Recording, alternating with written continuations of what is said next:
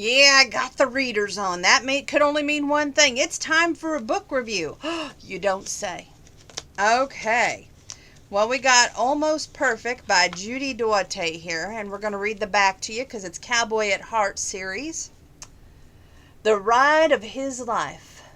Footloose cowboy Jake Meredith was perfect at ramble rousing and rodeo riding, but the instant parenthood to his tiny orphan nephew and niece scared him spitless.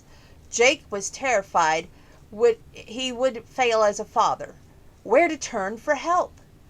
Where else but to Maggie Templeton, the gangly, freckled best friend of his youth, now a city I can't even say this word, pediatrician. His long-distance pal came to his rescue, working wonders with his little wards and with him. But Maggie's stay was only temporary. She had another life to return to in another city, unless Jake could convince her to become a permanent part of their lives. Already it sounds just heart-melting, doesn't it? Okay, well, I've been on eBay. I've been marked on these books, which is the Cowboy at Heart series, because after reading this book, I'm like, if this one was that good, which there's all the paper clips, you know that every book has got to be that good. So don't let me down, Cowboy at Heart series. I've ordered 3 at a discount bottom market price, so hopefully they'll be that good. We start off, which I didn't mark it, with her needing a date to a ball-like thing for her work. And she's recently been dumped by her now ex-husband, who was now married to this co-worker of his, conveniently, who's expecting their baby. Yeah, very big blow for Maggie because she's always wanted kids for herself, but yet here's her dream being lived out by her ex-husband and his new wife. So she calls on an old friend, which happens to be good old Jake. Jake comes to her rescue, but then he needs a favor in return. So he calls her up, says, hey, my sister's passed on, and now I'm warded her daughter and son, and hey, I need some help. She quickly comes to his rescue because Rosa, who usually takes care of the kids, is in the hospital. And let me see where we pick up here. Thank goodness he put the conversation back on even keel. I wanted to discuss Kayla. What about her? Jake took the mug she offered. Maggie sat on the cushion next to his. She savored a sweet creamery swallow of coffee before speaking. I think you should spend more time with her. Jake blew across the rim of his cup, then took a slow sip. You're probably right about that, Magpie. Wow, that was easy. She expected him to put up more of an argument. You know, if you would just read her story at night, just one, it would please her more than you can imagine. Jake set the mug on the end table, then raked a hand through his hair, dislodging a dark lock she was tempted to reach out and brush aside. Come on, Maggie, are you gonna start on me too? Maybe it's just part of my ornery nature, but I don't like being told what to do and how to do it. Maggie knew all about his rebellious nature. It gotten him in a lot of trouble as a teenager, and probably was more so as an adult. Why are you being so stubborn about something so simple? Jake clicked his tongue and sighed. What if I give her a horse and teach her how to ride? Maggie bristled. That would be great. I'm sure she would be thrilled. It doesn't matter what you do with her, just as long as you do something special, something that will become a memory someday. That was page 128 and 129. Moving on to the next paperclip. I like their chemistry because it's an easy flow, and she wonders at first if it's going to be anything like her past where she's scared to talk to him, but he kind of calms that fear. Do you see that? And just kind of goes, oh, don't do the same thing that other people have tried to do to me. Don't control me. And then she's just like, I'm not trying to control you. I'm just presenting my side of the argument kind of thing. Okay, page 146. Yeah, Jake said to his niece, Maggie can't live in a small town like ours. That would be asking a superhero to hand over her cape. For a moment, Maggie wondered whether Jake was poking fun at her ambition, like he sometimes had in the past. But maybe he just was trying to give the child an analogy she could understand. She opted for the analogy and shut down her defensive side. I've worked very hard to perfect my skills as a doctor, Kayla. Besides, your uncle only wants me to pretend I'm staying in Winchester, and I'm not willing to pretend anymore. There's this woman in the story. Jake is like a cowboy Casanova. I said it before, I'll say it again. He's got the good looks. These women are after him. And Maggie doesn't feel like she measures up because she already came up short. And obviously, here he is with this woman from their practice, and they're already he already reconnected before really their marriage was even over, and here he is expecting a child with that woman. So she already feels like she come in second best, so she's going to come in second best with everybody else. And there's this woman staying at the resort area, or not the resort, the ranch, and she's made it very well known that she's very interested in Jake. And so for a while, they pretended like they were in a relationship in order to get this woman to back off. But now Maggie's like, no, it's costing me my emotions to get that invested, and I'm going to back off. We're going to tell the truth here. We're just friends, and that's the way it is. And I think that's a wise thing so that the kids don't get the wrong idea and so she doesn't fall in love with him harder, although sometimes that's hard to do when it comes to matters of the heart. On page 147. No, we were still on 146. But what about Vicky? That's that woman. Jake combed a hand through his hair. She's been driving me nuts. I'm going to have to be a sitting target in that annoying woman's scope, just like a lone deer in the meadow. Maggie laughed, but when she caught the serious glint in his eyes, she realized he wasn't joking. She leaned hipped against the kitchen countertop and crossed her arms. Come on, you need to be more direct. Simply tell her you're not interested. I did, but she doesn't believe me. Jake took a large glass from the cupboard, then opened the freezer door and reached into the ice container. You don't know how that kind of woman operates. Maggie had a pretty good idea, although she figured that Jake had dealt with quite a few women like Vicky in his past, and watching the handsome cowboy move through the kitchen, she certainly could understand why. Tall and broad-shouldered, with dark brown hair and blue eyes that sparkled with humor and wit, Jake had more than his rugged rebel without a cause looks going for him. Add a rough-edged smile that made her heart rate skyrocket, and callous touch that sent her nerve cells zipping and zapping to the core, and it wasn't difficult to see why he garnered more than his fair share of female attention. But with a woman like Maggie, who had a husband find someone he liked better than her, needed a man that she could trust, not a man who had so many female conquests that he made kissing an art form. And the fact she found Jake so, page 148, darn attractive, and herself so susceptible to him, his touch bothered her more than she cared to admit. Jake poured a glass of tea from the pitcher on the kitchen counter. Come on, Maggie, you've got to help me out. No can do, she said. Her heart couldn't take any more moonlight kisses and late night dreams. You'll have to figure this out another way to avoid her. How can I avoid her when Diana's coming to work in the office? I can't use bookkeeping as an excuse to duck into the house and avoid her anymore. Maybe you can use Diana as a romantic ploy, Maggie said, regretting the words the moment they left her mouth and hung in the air. Diana is an old friend, also an old conquest of Jake's. And she's coming back too. She lost her husband. She has 2 daughters to raise. So when she has to go back to California for this new position, she's thinking, okay, there's already another woman going to be involved in his life that'll help him with the kids. Good, I'll be able to leave. But yet Jake is confused, as most men would be. I mean, so many women, so little time, right? So he's like going, look, I'm not interested in this Vicky woman who's all about me and wanting to get, with me.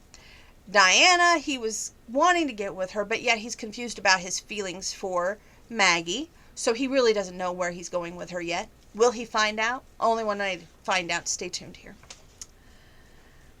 So thoughts of Diana and Jake kissing took an odd twisting turn, and she didn't want to analyze why, although bottom line she knew what rocked her insides, even though she hated to admit it. Vicky wasn't the kind of woman a man would seriously consider as a wife and life mate. Diana was. No, Jake took a drink of his iced tea, and Maggie watched the muscles of his throat swallow it down. Diana's not that kind of woman. I'd asked to do that. On page 149. Maggie didn't know why not, and the fact that she didn't made her uneasy.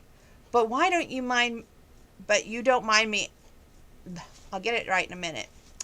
But you don't mind asking me? Maggie batted an old insecurity resurfacing and tried to hold them at bay. She tried to laugh, but the sound took on a wry, cynical tone. She hoped he hadn't noticed. Jake edged closer and cupped her cheeks. His thumb made a small circular motion that stilled her laughter and set her senses swirling.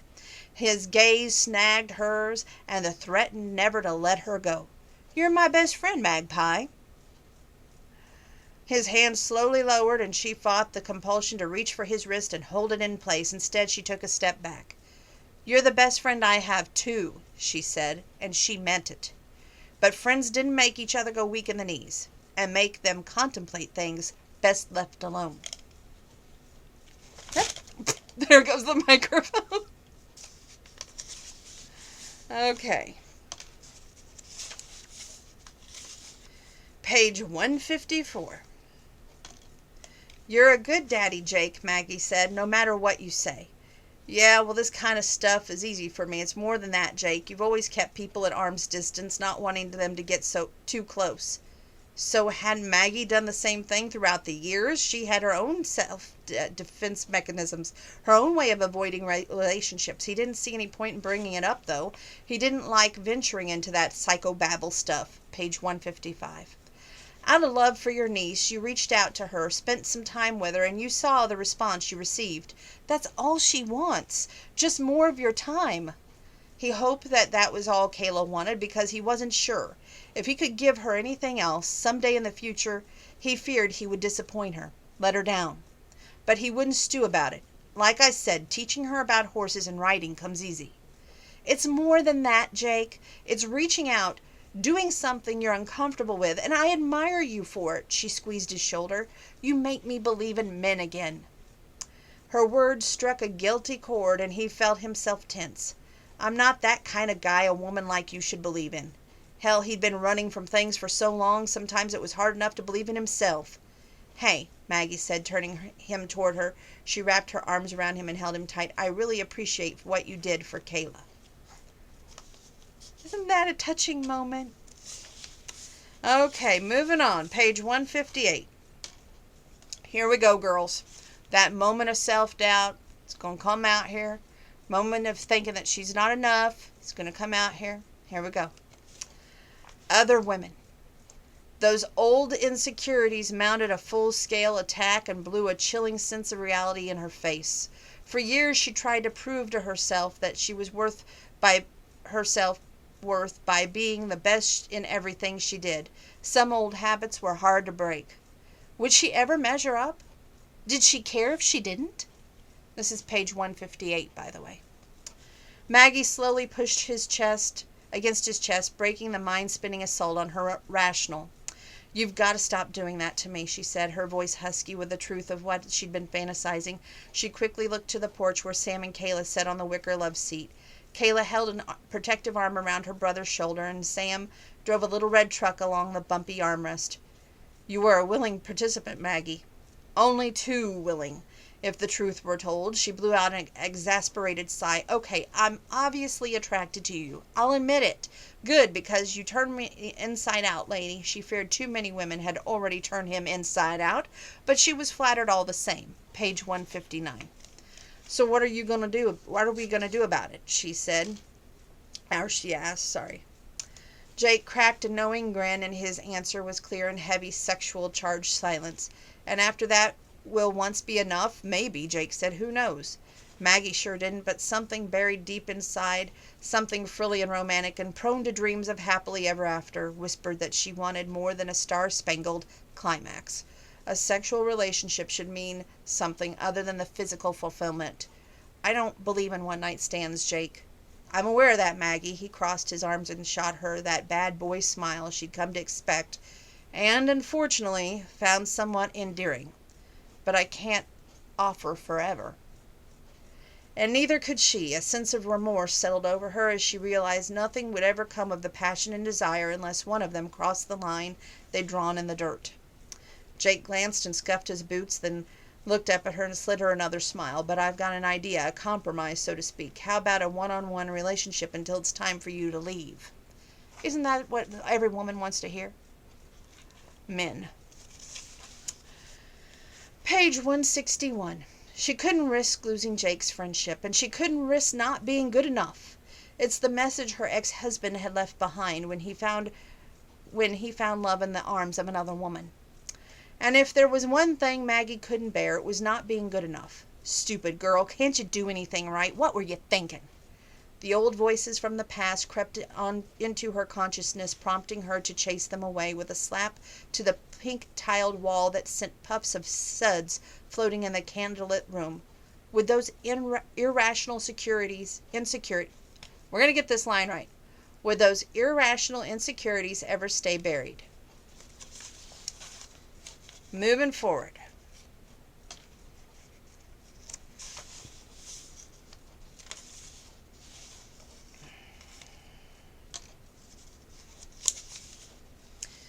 Page 204. Would her ex-husband's betrayal ever to question the honesty of every man she became involved with?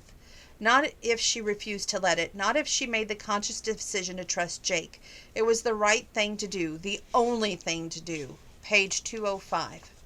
Maggie sat back in her seat and relaxed as Jake helped the vixen from the saddle. This time the woman didn't fawn all over him. Instead, she thanked him and handed him the reins of the buckskin mount, then walked back to the cabin she'd been assigned. Diana stood. Well, I guess I better tell him about the car. I hope it's just the battery. Maybe he can jump-start it, and I can be on my way. Thanks for the tea. You're welcome. What's up? Jake asked. Diana made her way towards him. I'm sorry to dump my problems on you, but my car won't start. Jake adjusted his Stetson, riding easily on his head. Let me hand these horses over to the stable boys and I'll take a look. But I've got to warn you, my expertise is with animals, not engines. I really think it's the battery, Diana said. My dad changed the oil yesterday and said everything looked good as it could be expected. He didn't think I'd have any trouble with it for the time being. Well, I'll take a look. If it's more than bad battery, we may need to wait on some parts. Diana sighed. If it's more than that, I may have to trouble you guys for a ride home. My dad has probably already left, and my brother will be 206, leaving for the night school soon, and I don't have anyone to look after the girls. Then we'll hope a simple jump start will work. If it doesn't, I'll take you home. Jake glanced at Maggie. You don't mind holding dinner for me, do you? Not at all, Maggie said, trying to quell a little quiver in her stomach. As Jake led the horses to the barn, Diana joined Maggie on the porch. Jake may have had a bad reputation as a teenager, but he really is a nice guy. Yes, Jake was a nice guy, much nicer than the folks in town had given him credit for. Was he the kind of guy who balanced the extremes of a critical trucker and a mild-mannered minister? An unwelcome sense of something akin to jealousy sprang from her chest, which was highly unusual and totally unacceptable behavior for an educated professional. Besides, Maggie didn't have a jealous bone in her body, yet a small, green-eyed voice whispered otherwise. Get a grip, she told herself. She had no claim on Jake, other than for the next month or two.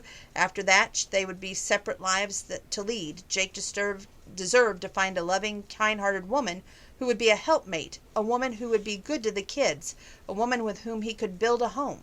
Page 207. A woman like Diana, the green voice whispered. Enough of that. Jealousy didn't become Maggie. She wasn't suspicious, possessive, emotionally needy type. She was a dedicated professional, and it was best she remembered that. Guarding all of her self-control, Maggie shoved those irrational insecurities as far from her mind as possible. From this moment on, she would make a determined and concentrated effort to rid herself of patterns unbecoming of a respected physician. She would forget about jealousy, Jake and impossible dreams that would never amount to anything of significance. Page 209. Helping women in distress wasn't his usual style. What did a guy like him have to offer anyone on the verge of tears? But for some reason, ever since Maggie moved in, ever since he started opening himself up to the kids, he softened, and frankly it scared him. He shot another glance at Diana and decided to change the subject to find some solid ground. "How did it go today? Did you find your way around the office?" "I sure did." Her expression brightened, and for a moment he took pride in the fact that he'd been able to make her feel better, that he'd gotten her mind off the troubles. "It took a while to get my bearings, but I've got it organized pretty well, and there's a bunch of checks ready for your signature." "Great." Jake pulled onto the highway and headed toward town. "I'll sign 'em tonight, and you can mail 'em tomorrow." "Sure hope Rosa doesn't mind the way I organize things," Diana said. "I don't want to step on her toes." Jake had intended the bookkeeping position to be temporary until Rosa returned. He always prefaced any comments related to the commitment of any kind of words like temporary or for the time being. It made pulling back much easier. Page 210, that was. Moving forward. Page 216. We still got a lot of paper clips. Did her feelings for Jake go beyond desire? Given time and opportunity to see how this relationship progressed, could she fall in love with Jake? Maybe, she realized, but there was nothing for her in Texas. She intended to practice medicine, and Maggie wouldn't give up her career for anyone or anything. She fought too long and too hard to achieve her medical degree and a specialty in pediatrics. The title of doctor was more a part of who she was. It was her life, her identity, her destiny. No, she couldn't fall in love with Jake. Their relationship didn't stand a chance of blossoming into something of substance, and it bothered her, that zany idea that had even crept into her consciousness.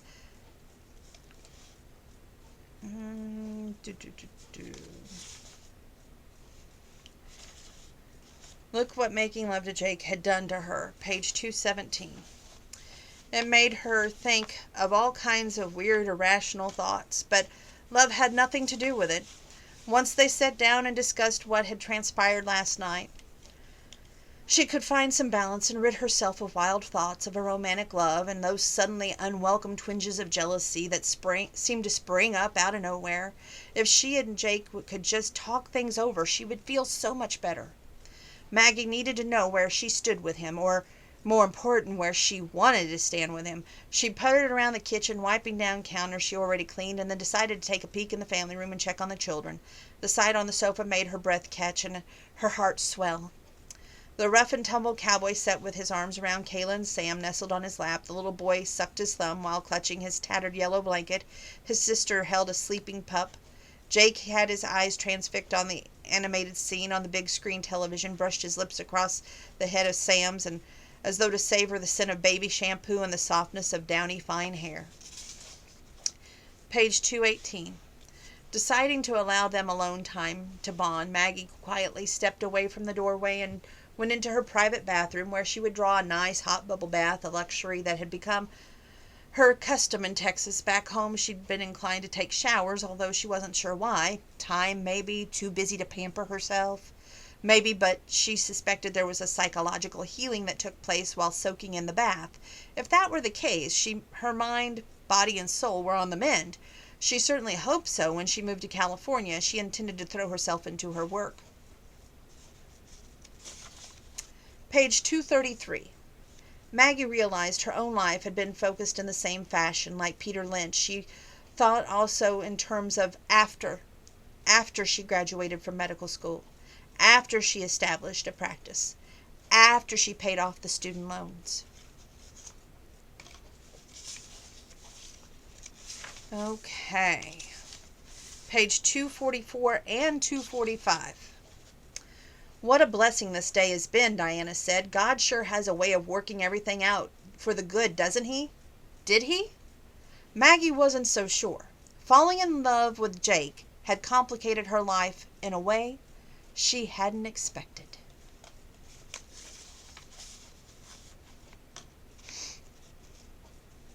Moving forward.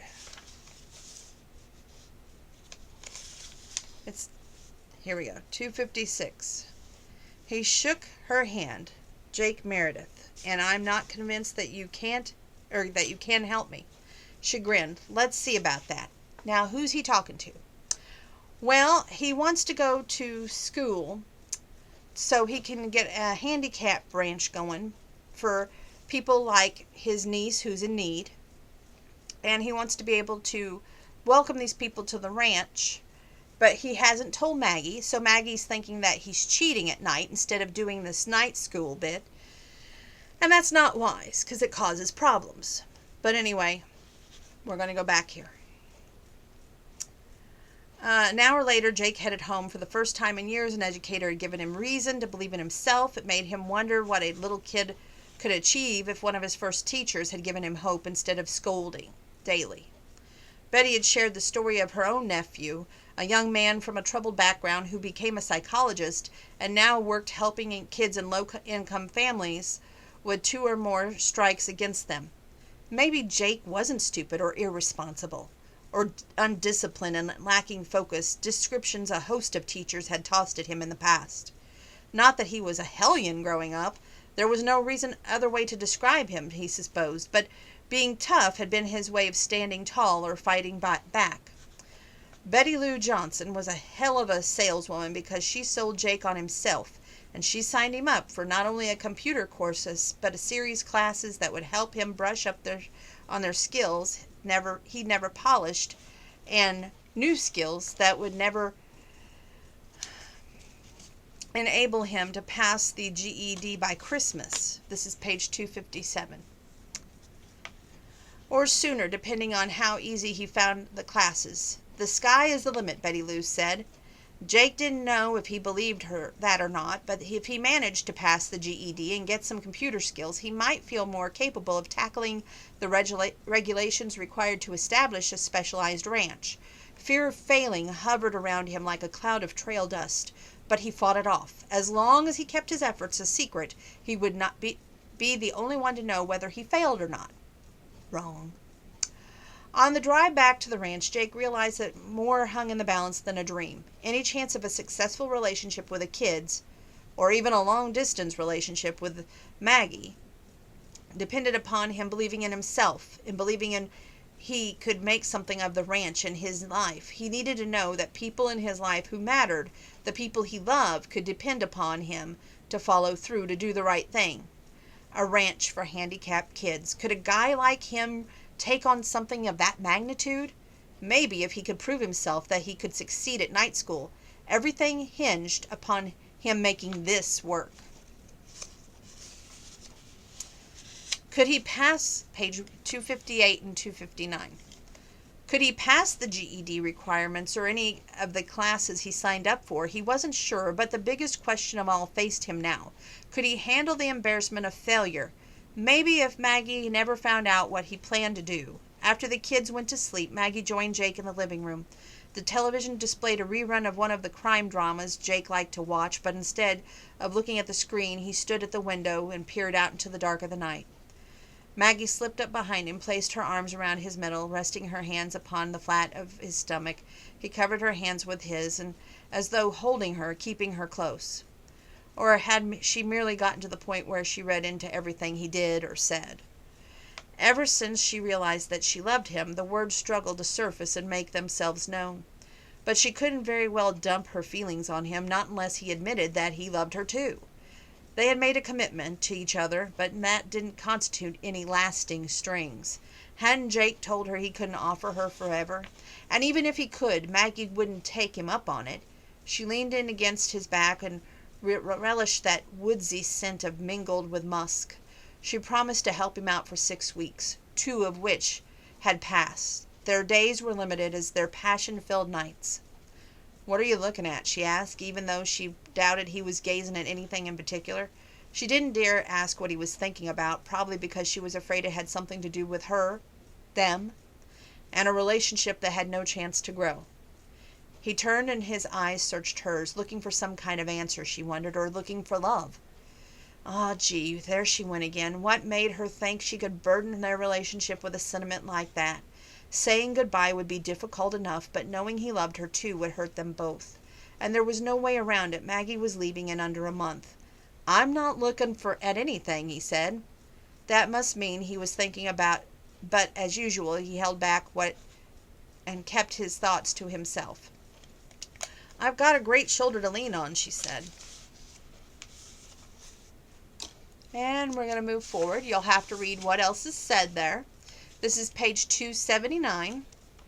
Maggie paced the living room, waiting for Jake to get home, and the tiled entry in this handcraft antique grandfathered clock struck 9 and marked the end of her patience. Had Jake really gone to look at a mare, as he told her he had?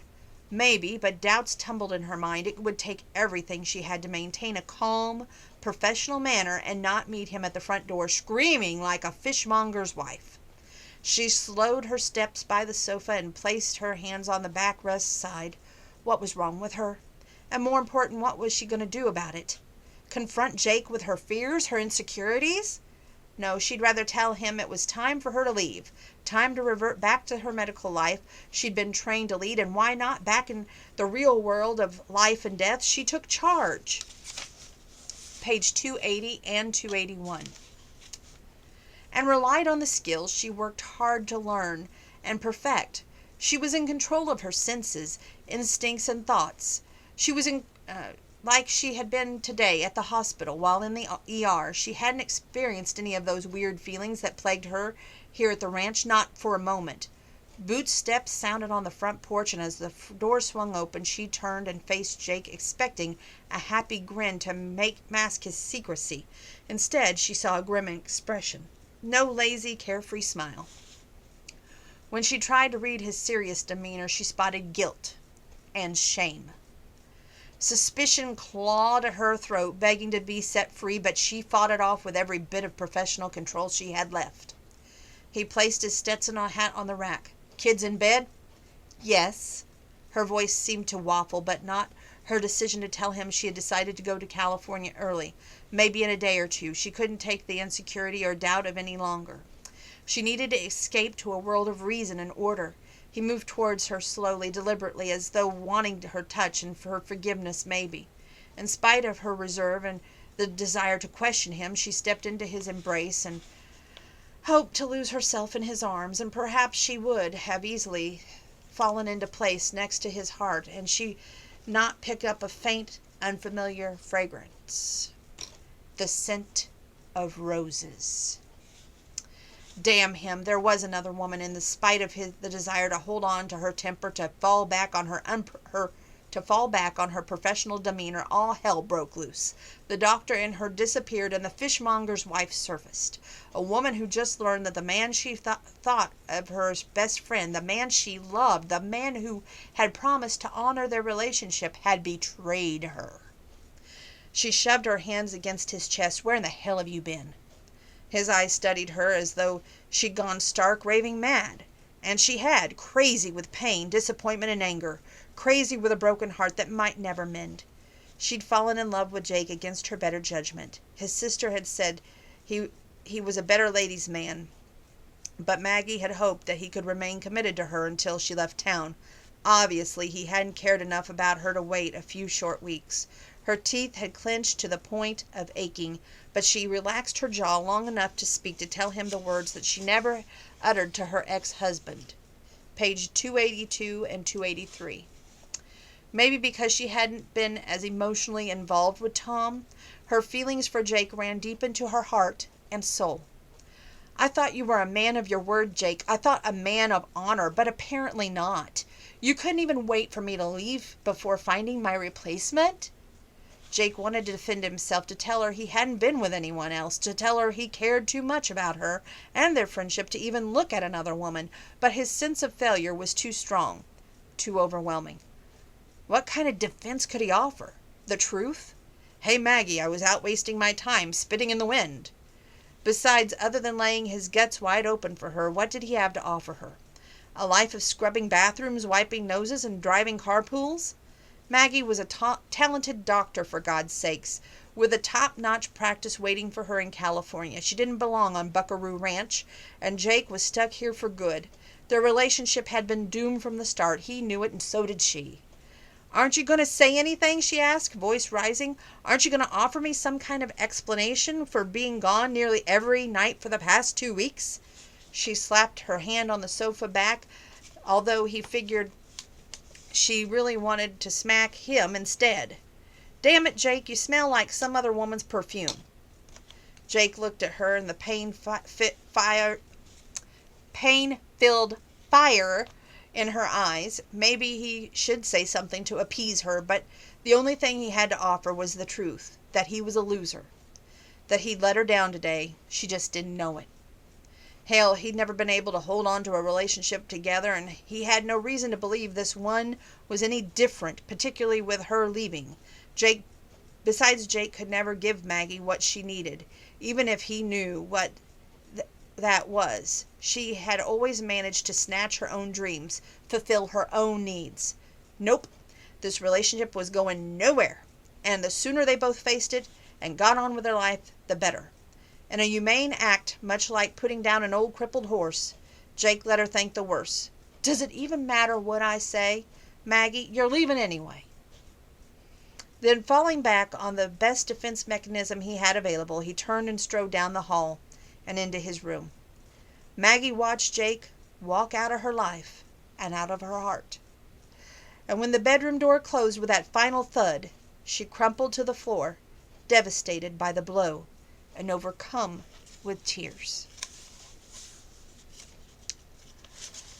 Page 296, 297. Jake wished he could rectify the problems with Maggie too, but he figured that was out of Betty Lou Johnston's league. Still, those sappy urges came to the forefront, as they always did when he thought about Maggie, about how he loved her. He loved her.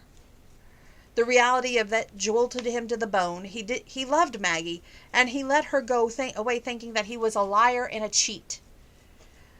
A man who wouldn't know how to treat her if he had the chance. Jake didn't have the chance to renew a lover's relationship, of course, but he could certainly work on patching up the friendship he ruined. "Mrs. Johnston," he said, "can I ask you a question?" "Certainly." She looked up at him with those maternal green eyes, springtime eyes filled with hope and renewal. "Aw, geesh, more mash and sappy stuff. But you know what?" he asked himself. He kind of liked that sappy, mushy side of himself. "School isn't the only thing I ran out on. I ran out on Maggie, too. I let her think I didn't love her." He blew out a slow breath, releasing his secrets one by one. "Starting over in school is one thing, Mrs. Johnson, but how in the world do I ever make up for letting Maggie go without admitting how I feel about her?" "What are you afraid of?" she asked. "Of failing at a relationship or letting her down?" Jake leaned against the counter. "And I've lost my best friend I've ever had. It takes a brave man to admit when he's wrong, let alone face his mistakes like you're doing." Did facing up to his shortcomings mean telling Maggie the truth? Apologizing and leaving the fate of their friendship to her ability to forgive? Jake nodded slowly as everything began to fall into place. As he turned to go, Mrs. Johnson to his back. "Can I expect to see you in class tomorrow night?" Jake paused at the doorway. "I'm afraid not." Page 298. "Maybe next week. I've got a trip to make to California." He needed to tell Maggie the truth. He loved her, even if they could never be lovers again. Her friendship meant too much to him, and he didn't want to lose her. It might be cheaper and easier to make a phone call, but what he had to tell Maggie was best said in person. That's why I love these cowboys. They don't make any excuses.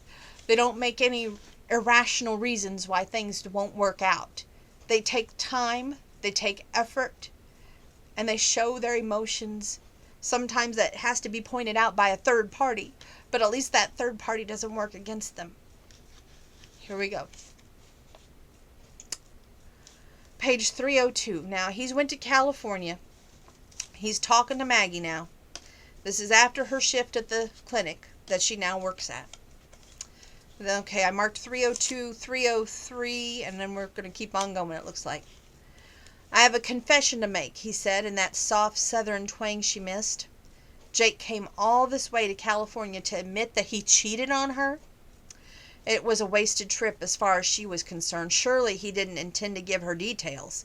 He stepped closer close enough for her to catch that musky woodland scent, close enough to touch, but yet he kept his hands at his sides. I love you, Magpie. Her pulse began to race, and her knees threatened to give out. It wouldn't take much more than a light breeze to blow her over. And one time she would have done anything to hear him say those words, to know he meant them. Why now? Why when it was too late to make a difference? There was never another woman, Maggie. But I did have a secret I was keeping from you. No other woman? She wasn't sure she should believe him. Still the words wouldn't come, and she stood before him, feeling like a cross between a village idiot and a besotted fool. She gripped the seat of the back of the nearest waiting room chair. I was attending night school. She didn't know what kind of revelation she expected, but certainly not that. Why in the world would you keep something like that a secret? Page 303. Because I made up my mind a long time ago to set myself up for failure.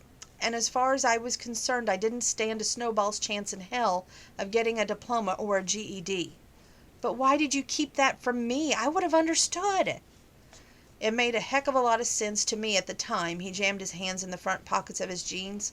I figured I could handle failing as long as no one knew what I was up to. It was a test of sorts to see if I could finish something, and if I succeeded, then maybe I could be a better dad to the kids, be a better man for the woman I love. Maggie didn't understand his reasoning, yet she sensed his sincerity. You let me think that you were cheating on me rather than tell me the truth. That last night you were in Texas, after Earl went to the hospital, I had to take a practice test. But it was more than a practice test to me, Maggie. It was a chance to see if I could put some real plans in motion. He looked at her with a battle-fatigued eyes. I bombed that test that night, and I felt more like a failure than I'd ever been before. Maybe it's stupid, but I figured if you were better off, page 304. And the sooner you left, the happier you'd be. She wanted to reach out to him, to take his hand, clutch his arm, but she tightened her grip on the seat's back instead. And what do you think now? That I should have trusted you with the truth, and I should have told you that I love you long before letting you leave. No woman will ever come close to replacing you in my heart. His eyes glimmered, and he tossed her that bad boy's grin. Or replace you in my bed. Maggie's cheeks flushed, and her warmth settled in her belly. Jake loved her. Bubblegum popped behind her. She turned to see Mary, the receptionist, watching and listening intently. Not about to become fodder for the office gossips, Maggie took Jake's hand and said, Come on, let's talk about this in private. 20 minutes later, Maggie let Jake into the front door of the small ground-level condominium she'd rented. Jake removed his hat and scanned the sparse furnishing. Nice place you have here. Nice and lonely, Maggie wanted to say. Instead, she thanked him. Would you like something to drink? I need to go grocery shopping. Page 305. But I do have some apple juice, mineral water, or wine. After the day you've had, maybe we both should have wine. Her day had been unusually tough, but the evening promised to be surreal and awkward at best. She kicked off her shoes and padded into the kitchen. Then wine it is. When she returned to the living room with 2 glasses of chilled Sauvignon Blanc, I don't know what that is, I don't drink, she found Jake standing at the sliding glass door looking into the garden area of the quiet condominium complex. When he heard her enter, he turned and looked at the wine glass she offered. I've got something else to tell you.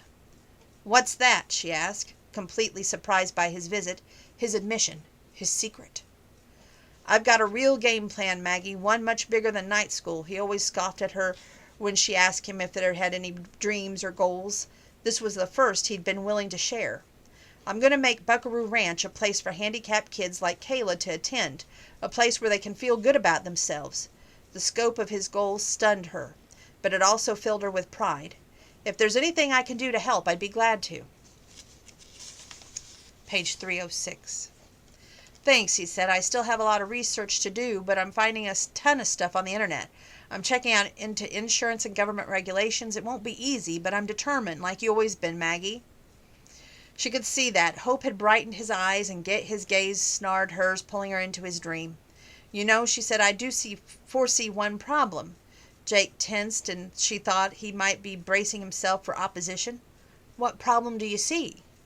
You'll need more than a first aid course and a nurse's office. Not that you should expect medical emergencies, but with a major hospital so far away, you'll need to have a qualified medical staff available just in case.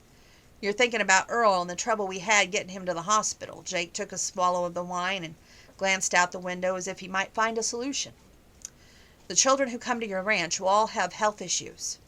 And the fact is, no matter how great your plan is, you need to provide on-site medical care if necessary. She placed her wine glass on the coffee table, and crossed her arms. He turned her and slided her a crooked grin. Grin, what the heck's a grin? Crooked grin. I don't suppose you know where there'd be any chance you would like to be the pediatrician on staff. Page 307. Maggie swallowed hard. She hadn't been thinking of taking the job herself, although the idea sent her mind soaring. I'm getting tongue-tied. Sorry, it's just so many pages. I'm used to reading to myself, not everybody else.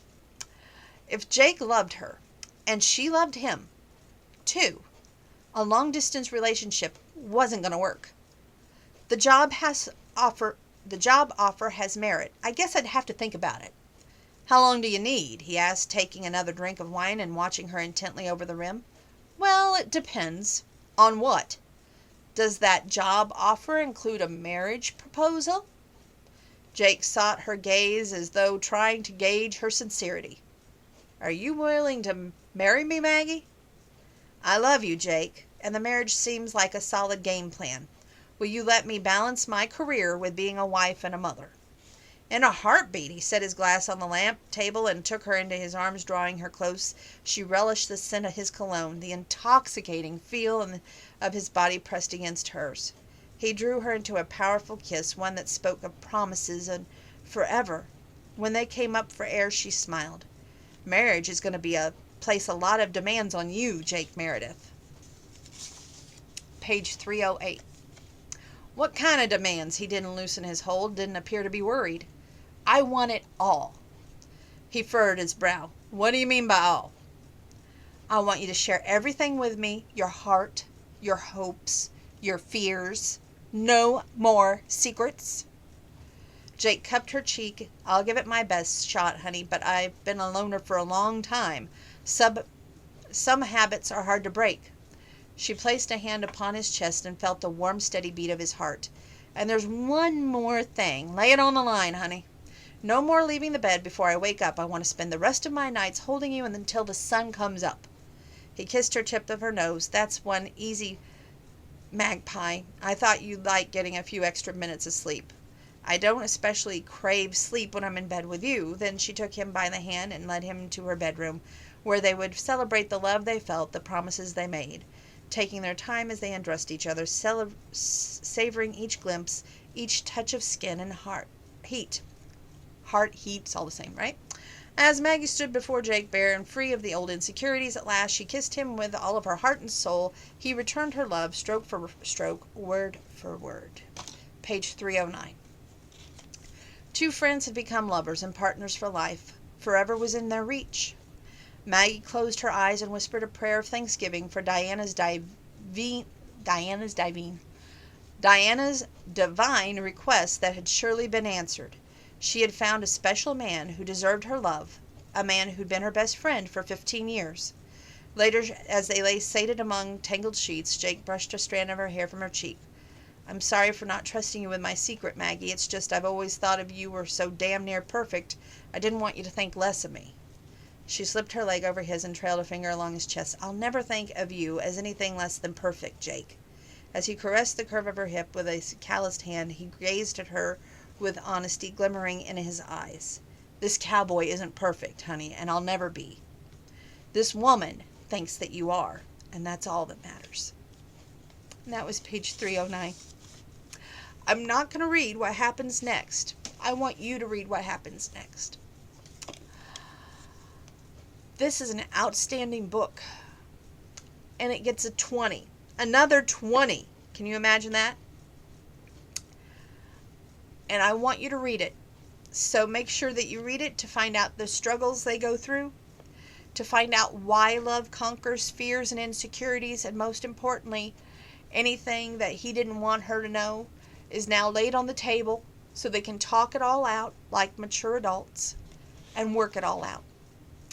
And when you work together instead of against each other, it works. Great book. You got to read the book. That's all for tonight. I work the next 4 days, so I don't know when I will be with you all again. I am working very hard to read that Snowbound with Cowboy, but it doesn't measure up to this book. Just saying. You can't measure up to perfection, and that book is perfect. So, stay tuned. God bless.